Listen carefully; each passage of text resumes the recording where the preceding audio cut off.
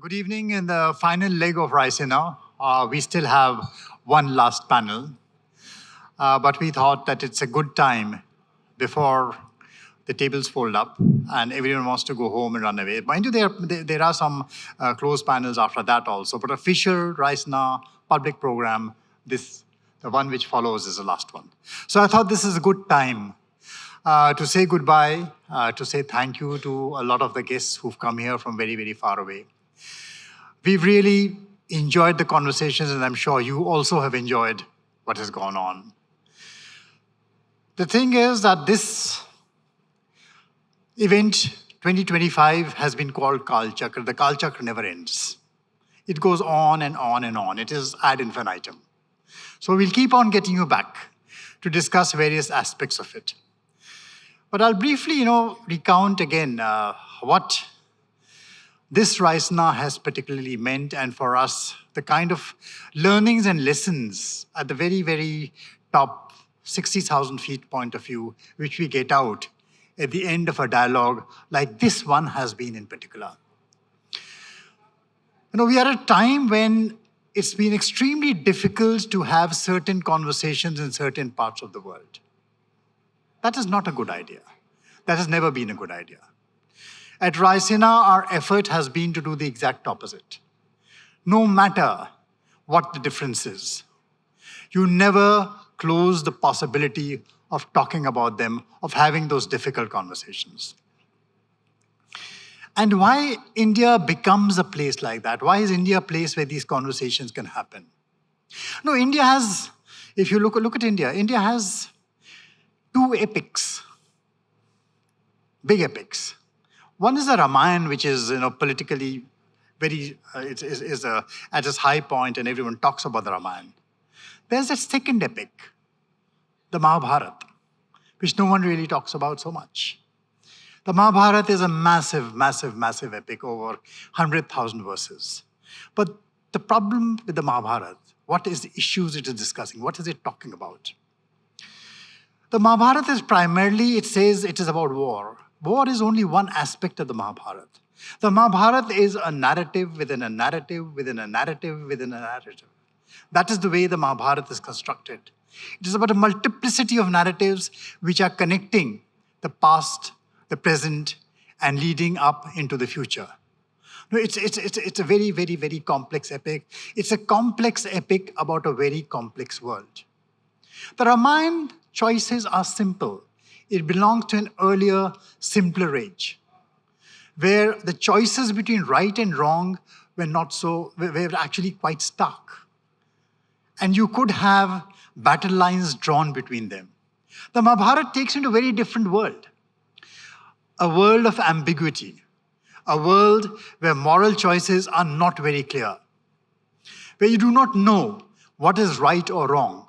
The Mahabharata is not about a Manichaean universe of right and wrong, of black and white.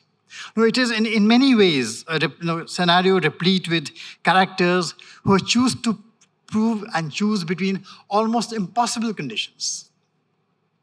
And the characters themselves are extremely complicated. You don't have perfect teachers. Teachers make mistakes. They keep on making choices which are wrong.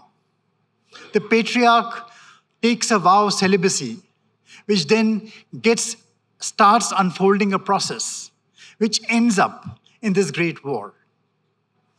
And then you have the very familiar story of the great warrior Arjuna on the battlefield, struck with the dilemma of, can I fight this war? Should I fight this war? And again, the answers which are given are not the perfect answers. What is that choice? Who makes that choice? Is it an individual choice? Is it a choice laid down by the gods or the teachers, or what is it? Who is guiding you? Mahabharata says there is no guide. Ultimately, it is a context. And righteousness, Dharma, as it is laid down in the Mahabharata, has no easy answers. Dharma is difficult.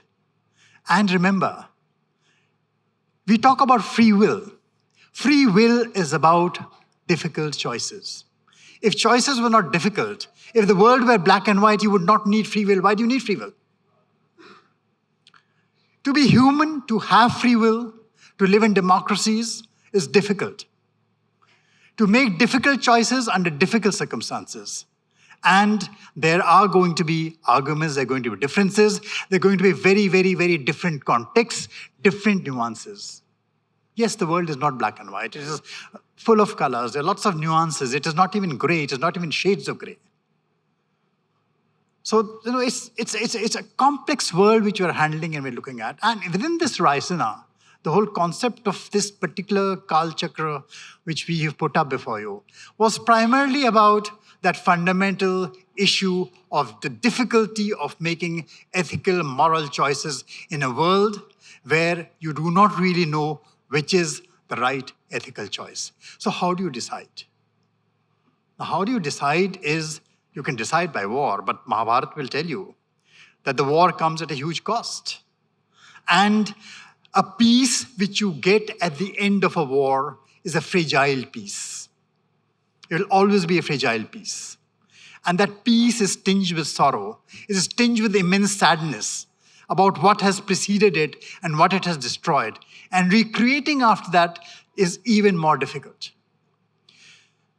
So let the battles, the kurukshetra, the battlefield be here at these tables. To have those difficult conversations, raise those choices before people, get those answers, which are not going to be easy answers. In a complex world, things do not operate in a linear fashion. They are complicated. And in the ultimate analysis, the best answer will never be the perfect answer. It will not satisfy everybody. And even if it satisfies everybody today, future generations may suffer. So who are we making choices for? The larger question arises when you start looking at the problems of the 21st century. Decisions today also impact the future. Which are the most important decisions? What is the present pain which you may have to go through to make gains for the future and survive? Which are the real big battles we need to fight? Are these the battles on climate change? Are these the battles on ecology? Are these the battles on differences between individual political leaders which arise from time to time? What are the battles that we're really fighting? Which are the important battles? And these are choices which each of us make, which countries make, which families make. So this complex intertwined world which we have, the interconnections between us, which get us all together. And that is what the Mahabharata is about. It's a very complex tale of family connections. Not just family connections. So it's a tale of connections across societies, across different values. It's a complicated, just like the value chains which are running around in the world today, snaking around in the world today, where you do not really know where one country's interest ends and the other one's begins. How do you break them up? How do you split them up? And you find as you start doing it, it is impossible. You can't do it. Because every time you try to do it, you discover out of something that you're hurting yourself. So in these dilemmas, in these choices, how do we get that clear vision to first of all decide who are we deciding for, what are we deciding? And the only answers which will come out is through these conversations, not through the battles and wars which we fight. So let the battles be in the kurukshetra of ideas. And this is the kurukshetra of ideas which we've created, which you call Kal Chakra. And I hope you keep coming back time and time again to the Raisina dialogues to participate in this, to this fascinating world of free will, choice, and deciding. Deciding what is righteousness, which is extremely difficult to find out because Dharma does not define righteousness. Thank you.